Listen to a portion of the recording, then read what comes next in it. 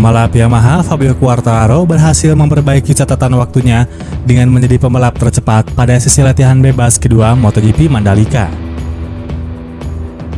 Beberapa pembalap masih kesulitan untuk menemukan keseimbangan motornya, mengingat sirkuit Mandalika juga baru selesai diaspal ulang. Pembalap Repsol Honda Pol Espargaro pada sesi latihan bebas pertama menunjukkan performa konsisten di Pertamina Mandalika Circuit. Dia mampu menjadi yang tercepat di sesi latihan bebas pertama, usai mencatatkan lap terbaiknya 1 menit 33,499 detik. Namun, pada saat memasuki sesi latihan bebas kedua, dia tidak bisa bicara banyak. Meskipun sukses memperbaiki catatan waktunya menjadi 1 menit 32,628, dia hanya bisa bertengger di peringkat ke-19. Begitu juga dengan pembalap tercepat kedua sesi latihan bebas pertama, Miguel Oliveira yang hanya menjadi pembalap tercepat ke-9 di sesi latihan bebas kedua ini. Konsistensi kecepatan memang untuk sekarang menjadi momok bagi para pembalap MotoGP.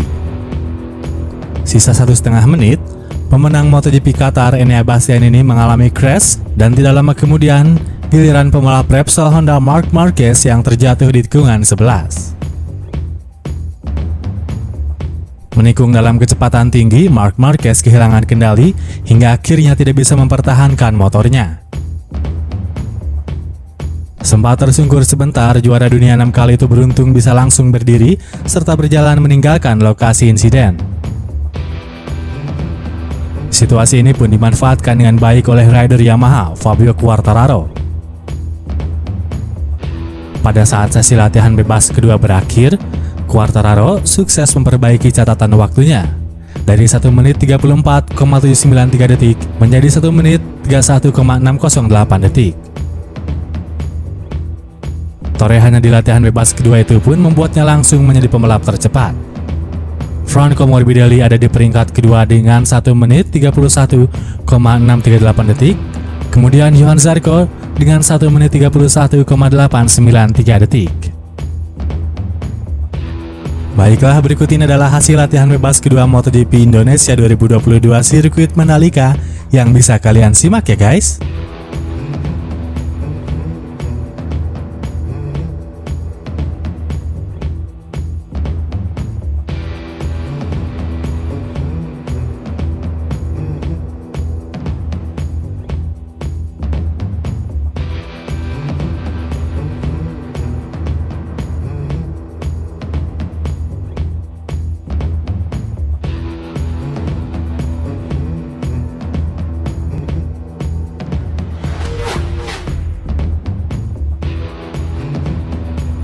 Manajer tim Yamaha Lin Jarvis mengklaim Yamaha akan melakukan perubahan pada M1 mereka mulai seri Mugello.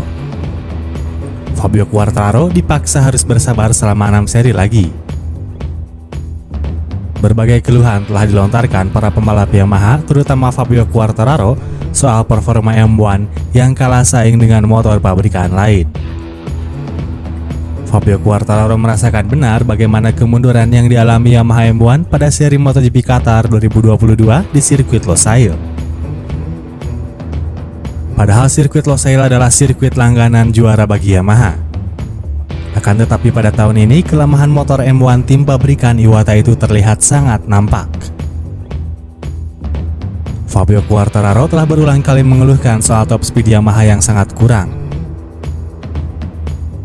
Bagi El Diablo, hal tersebut jelas akan sangat mengganggunya dalam upaya mempertahankan gelar juara dunia. Jika Yamaha terus seperti ini, niat kembali merengkuh gelar juara dunia dirasa sulit terwujud. Manajer tim Yamaha Lin Jarvis mengakui bahwa hasil di Qatar memang jauh di bawah ekspektasi. Lin Jarvis juga menuturkan kelemahan Yamaha adalah ketika berada di dalam rombongan balapan. Tekanan ban depan menjadi lebih tinggi dan menyebabkan usia ban cepat aus. Hasilnya memang sangat mengecewakan. Kami berharap punya peluang kalau bisa mengikuti grup terdepan sejak awal balapan, kata Lin Jarvis. Tapi kami punya dua masalah. Yang pertama adalah kurangnya kecepatan. Insinyur Jepang kami gagal mencapai peningkatan yang diperlukan dalam kinerja mesin.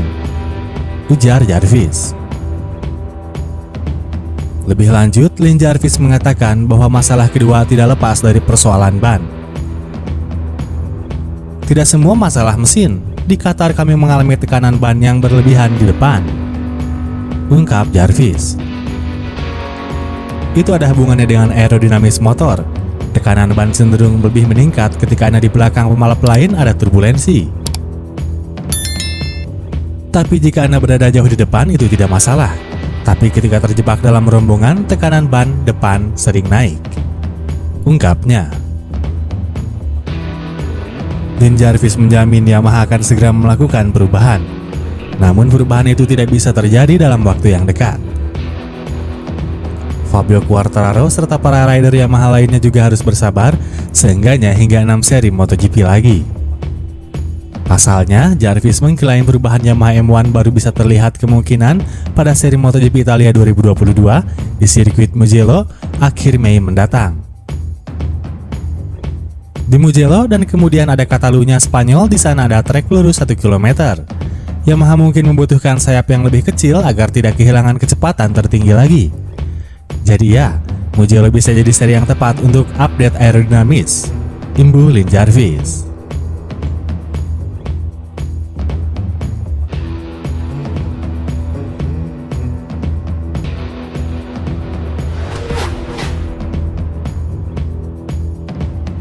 Komandan Lapangan MotoGP Mandalika, Marsikal TNI Purnawirawan Hadi Cahyanto mengatakan, seluruh aspek dalam persiapan MotoGP 2022 seri Pertamina Grand Prix of Indonesia sudah siap dan hanya menunggu waktu dalam penyelenggaraannya.